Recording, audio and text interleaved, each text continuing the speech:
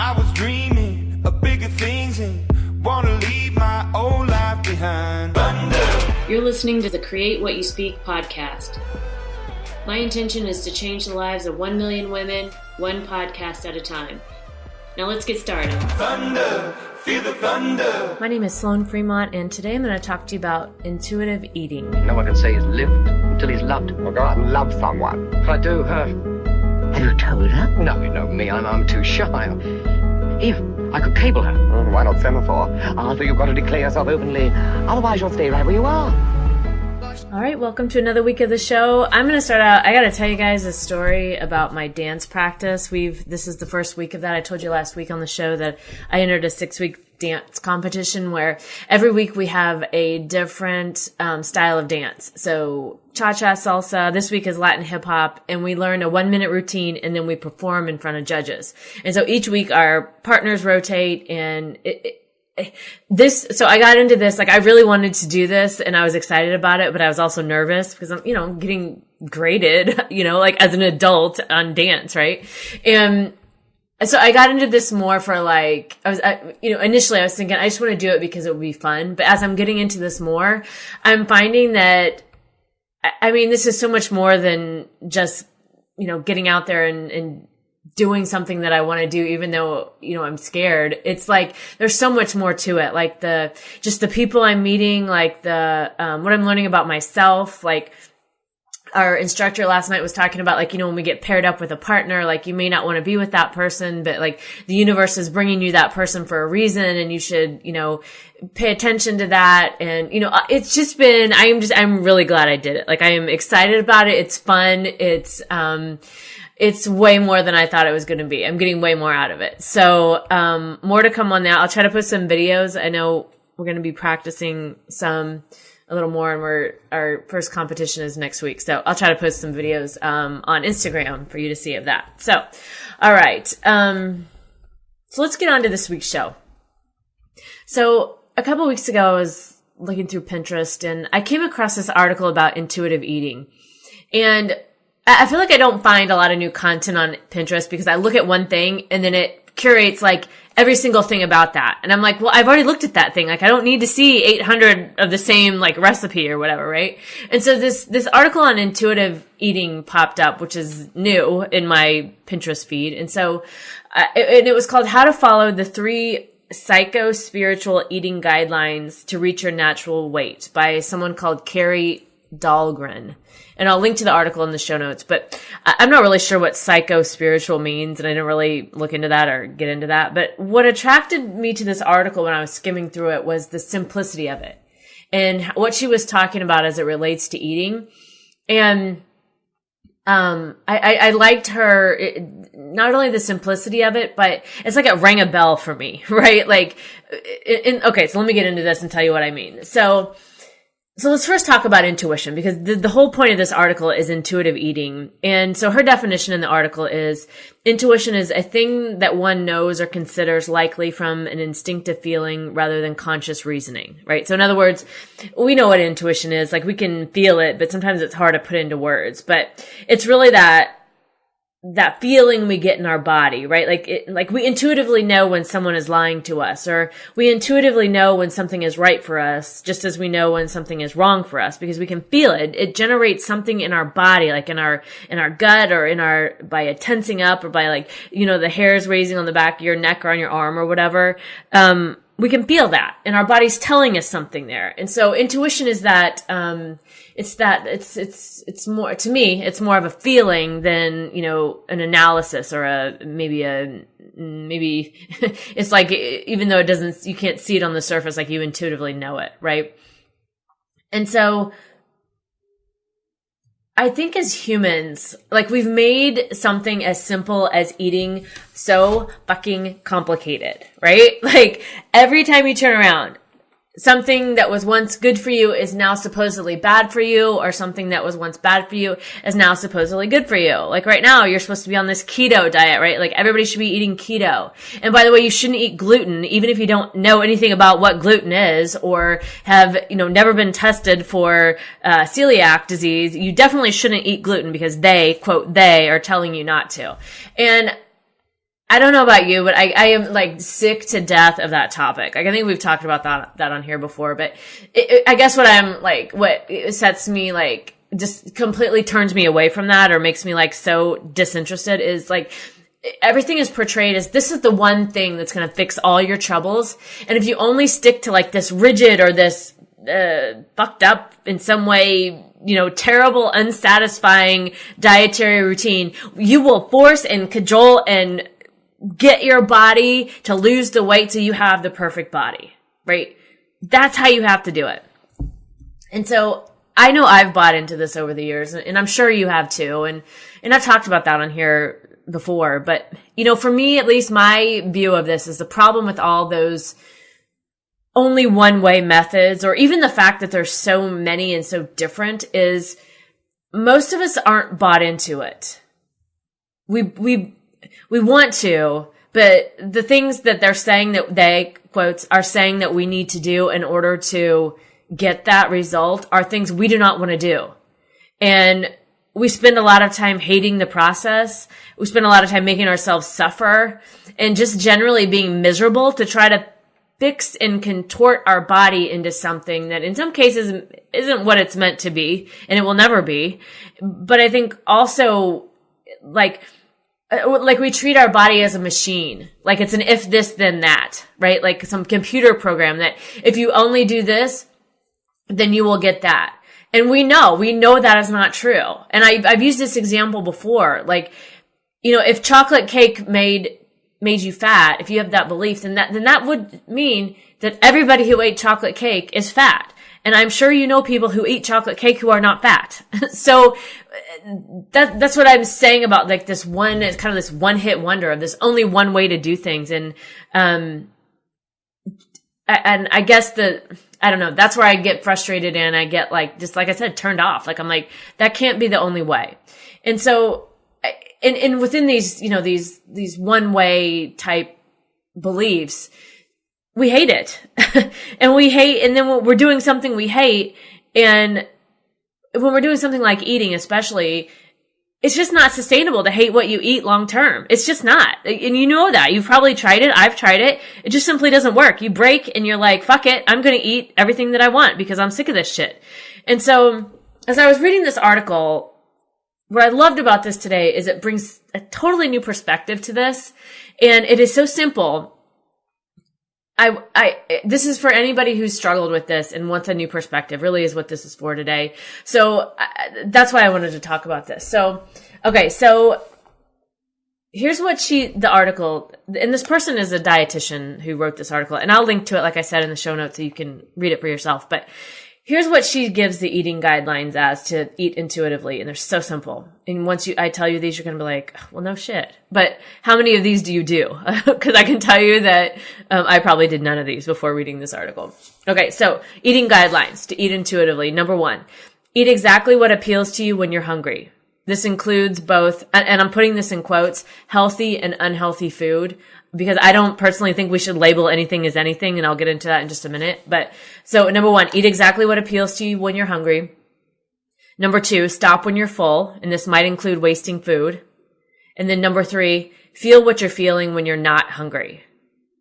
And she says, this definitely requires some discomfort. So eat exactly what appeals to you when you're hungry, stop when you're full, and feel what you're feeling when you're not hungry. So again, so simple, right? So simple. But if you truly look at your own life and your relationship with food, are you doing these things? And I can tell you I was not.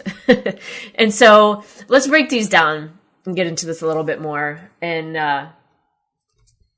see what you think about as this comes along, or, as we're talking about this, and see what comes up for you. Because for me, this was like a breakthrough, like I said, it rang a bell. It was like the aha moment, like, oh yeah, that's it. That's all I have to do, right? So, all right. So number 1, eat exactly what appeals to you when you're hungry. And it doesn't matter what. So I'm sure some of you are going to, this is instinctively going to cause you to be like, I could never do that. No way. That will not work for me. I'll gain 1,000,000 pounds. But I'm here to tell you that that really can be done. And I used to do this when I really didn't know that I was doing this. Like, this is how I ate most of my life. Like, I don't know, least into my mid-30s probably, before the whole CrossFit thing. Like, I've talked about that. I'm not going to get into that today, but this is pretty much what I've done was eat what appealed to me when I was hungry. And I think a lot of us fear that if we let ourselves have anything we want, we're going to run wild and like eat everything in the house. And that just simply isn't true. I mean, the only time I think that something like that, like eating like everything in sight feels appealing is, like I said, when we've been restricting food and holding back, that of course just makes us want it more, right? So doing this, eating what appeals to you when you're hungry, it gives you permission. And when you allow to eat yourself what sounds good to you and you follow the next guideline, which is stop when you're full, you're going to come to find balance for yourself that allows you not to feel so controlled by food and in the what and how of what you eat, right? And so, as I mentioned about this with eat exactly what appeals to you when you're hungry, and this includes, quote, healthy and unhealthy food. I personally think we need to get away from labeling it as anything, as healthy or unhealthy, because food is food. And if you're following these guidelines and you consume whatever you want and stop when you're full, it doesn't matter. None of that matters. There's no good or bad. It's all neutral. And so the next one, stop when you're full. I mean, I personally, again, these are all my opinions, right? So take that for what it's worth. And what I'm offering you today, again, is it's just another viewpoint into eating. Another, for if you are sick to death of the same rigid suggestions of how to eat, what I'm offering today is just another perspective. And so this stopping when you're full, like this right here to me, if you did nothing else, is the single best guideline anyone could follow as it relates to eating or diet or whatever you want to call it. Because stopping when you're full. I mean, how often do we see or how often do we practice, like when we go out to eat or something and there's these big portions and we feel like we need to eat it all because it's so good, right? Like, or we should eat it all because we don't want to waste it, or even if we want to, right? We just simply want to do it. And it's really easy to do. And especially if you do this all the time, this is just your normal practice, but it doesn't have to be the way eating goes for you, right? I mean, you can simply eat until you're full and then take the rest home. Right? And just put the leftovers away and have it later when you're hungry. Or, if you made whatever it is that you're eating at home, you can do the same. Put the leftovers away and have it again when you're hungry. I mean, that right there, stopping when you're full, to me, it was so simple yet so powerful. And then the last one is, it's feel what you're feeling when you're not hungry. Like actually feel the feels instead of stuffing them away with food. Another one that I don't know if most of us notice that a lot of time, myself included in this, that we eat when we eat our feelings, right? Like I noticed for myself that it really hit home, and I was immediately able to notice that I had been in the habit of stress eating. Like when I'm stressed out, I want to eat. Like I instantly want to go get fast food, or I want to get like sometimes ice cream, whatever it is. It doesn't matter. But after reading this article, and then I started paying attention to those, to the cues my body was giving me, I really started to ask myself, am I really hungry? Like, am I hungry? And a lot of times the answer was no, I'm not. I'm just stressed out, and I think eating in this moment will make me feel better, but actually it doesn't. And maybe you can relate to that, right? Maybe that's something you do. And the other thing I notice is I eat when I'm bored. And because I work at home and I'm home all day, it's just really easy for me to wander downstairs to the kitchen and grab something when I have some downtime, or, just any time really at the end of the day when, I have more time and I'm done with my day. And so I started to pay attention to that, and I realized, again, I wasn't even hungry, but I was bored. And so maybe that's something you can relate to also, right? Like, and I know when I used to go into the office, I used to eat because I just wanted to get up from my desk, right? I wasn't hungry, but I wanted something to do. And that gave me a purpose to like get up and move around, from my desk. So I think those 3 guidelines are worth, again, paying attention to, and see what comes up for you as you think about these in your own life and in your habits and what you're doing. And she goes on in the article to talk about releasing the fear of gaining weight. And she said, again, something so simple, but it really stuck out to me. So she says, if your body wants something like a strawberry milkshake or whatever, ice cream, whatever, then go ahead and have it, right? Like, it won't make you fat unless you eat past fullness. It won't make you fat unless you eat past fullness. I mean, how simple, right? Like, stop eating past fullness, don't get fat, right? Like, again, so simple. And so the article goes on to talk about, like, as you continue to eat intuitively, your body will gravitate towards, healthier food because it's going to start to make you feel better. But, there's also parts of that where you start to you're in sync with your body. You're in tune. You're listening to what your body's telling you. And you're not doing these other things, right? Like stuffing your feelings down or eating because you're stressed or bored or whatever. You're actually paying attention to your body. And again, instead of forcing it into some contorted, box or trying to program it like it's a computer system, right? Which it isn't. So again, I think for a lot of you, this is probably going to be a big no. You're going to be like, there's no way in hell I'm going to do that. And you're not going to believe you can do this. And so to you, I would say do not do it. I would never want someone to do something they don't believe in. But for those of you who are sick of the diets, of the deprivation of trying every fad that comes around, this episode's really for you. It's to give you a new perspective on eating and a kinder and gentler approach to getting to know your body and listening to what it needs instead of the other way around. Instead of forcing it and cramming it and pushing it into something you may or may not even believe in, or may not even be good for you, right? May or may not even fit you personally as a person. And I think by doing this, it's a great exercise in trusting your body to do what it knows to do, right? To regulate, to give you the cues that it needs, that it's trying to tell you, and for you to be able to listen to that and take the advice that your body is trying to give you. And so to wrap up my comments on this article, there was a comment at the bottom of this post that kind of made me so sad, and it made me like, for all of us listening and everybody, really, anybody, not to be at this point. So the comment said this: after battling myself and my weight since the age of 4, and I'm now 73, I think it's time to be friends with me. Thank you for what you're offering. At this moment, it's like a surprise gift for me. And I was like, man, like, oh my God, like comments like this are just heartbreaking to me because I don't know this woman, obviously, but she spent her whole life battling herself and her weight. And I don't know about you, but God, I am sick to death of that, right? I don't want to be 73 still having these conversations, and I doubt you do either. So that's why I want to talk to you about this week, to give you a different perspective, give you a different something, give you something different to, show you that other possibilities do exist. So as you move forward this week, can you give intuitive eating a try? Can you listen to your body? And can you listen to those signals that it's giving to you, right? I mean, this is going to look different for each of us, and that's okay, right? You may take different elements of things you've done in the past or things people have said or things that you like and put together something for your own self that's customized. And that's perfectly fine. That is exactly what I would want anyone to do, right? And yes, it's probably going to take some getting used to, and it's probably going to be uncomfortable as you start to do it a little differently. But the end result of making peace with food, and especially with your own body, I think is worth it. Like it is for me, at least. So I hope it is for you too. All right, I'll do a quick recap and close out today's show with the songs I picked. All right, so the show today, again, it was about intuitive eating and the 3 guidelines. Notice I say guidelines, right? Not rules, not strict, rigid, you must follow this, right? It's guidelines. These are guidelines for yourself. So guidelines means, they can be loose. If it doesn't work for you, take what works and leave what doesn't, right? But so here they were.